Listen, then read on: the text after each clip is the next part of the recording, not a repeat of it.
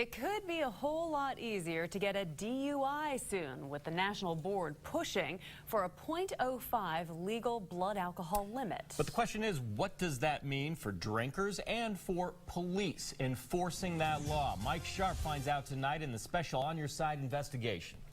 What is the difference between .08 and .05? I got to see firsthand and found out why police say a change is not going to be easy. Right now, if you get pulled over with a blood alcohol level of .08 or higher, you're going to be heading to jail.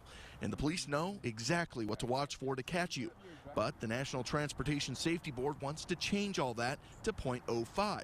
So I headed to an Idaho State Police blood alcohol level training with our executive producer, Grindle Levy, to find out what all that means. So Grindle drank, and after 1 hour and just 2 drinks, she was well over .05. But get this, she was still legally able to drive.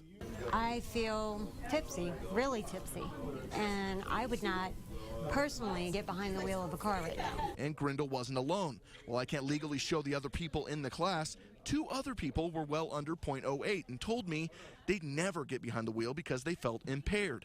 And the police told me Grindle showed obvious signs of being inebriated. One of the first things people start losing is their inhibitions. You know, they start getting giggly or happy, talking to people that they wouldn't normally talk to.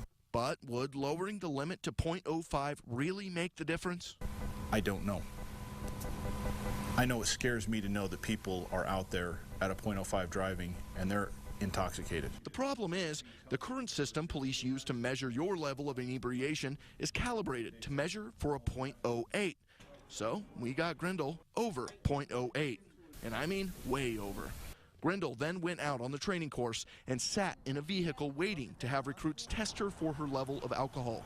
Each time, she failed miserably. Police told me there might be a better answer than just lowering the drinking limit. It's called an impairment law, meaning you could be like Grindle and be safely under .08, but still get a DUI for driving impaired. If we can show impairment, then they can make the arrest. I think that's probably a pretty legitimate law right there. We have to show the impairment, and if we can do that, then I think it's a good thing. Police say that would add a level of safety, but Idaho doesn't have that kind of law, and there's no current push to add one. The only step the NTSB is prepared to make is the step down to .05. A step police say could very well mean safer roads, but it won't be easy. It will take some training. Is it impossible? No. But if the legal limit does get lowered, police say you can expect inflated DUI stats. Our DUI numbers will skyrocket with an 05 until people realize where the level's at. I don't think it's a bad thing. I think it's a good thing that the people will learn what's safe and what isn't. And I think there's a lot of people that when they drink, they don't care. It doesn't matter what level they're at. We're just going to have to arrest them.